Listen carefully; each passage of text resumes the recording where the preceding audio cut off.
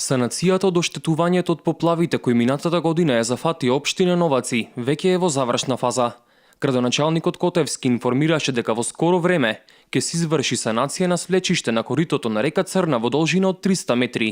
Ќе се санира и патот кој беше пресечен за проток на надојдената вода, како и еден оштетен мост на река Елешка. Преку UNDP имаме за реализација на оштетувањата исто од поплавите. Тоа се прокоп на одводни канали и патот Гнеотино Брод, каде што е струшен во должина од 1 километар. Исто имаме и улици во Новаци кои беа оштетени од тешката механизација за време на поплавите и тие ќе почнеме за месец дена да ги санираме. Реализирањето на санацијата на патната инфраструктура и мостовите ќе биде извршено со финансиски средства што ги обезбедува Агенцијата за патишта.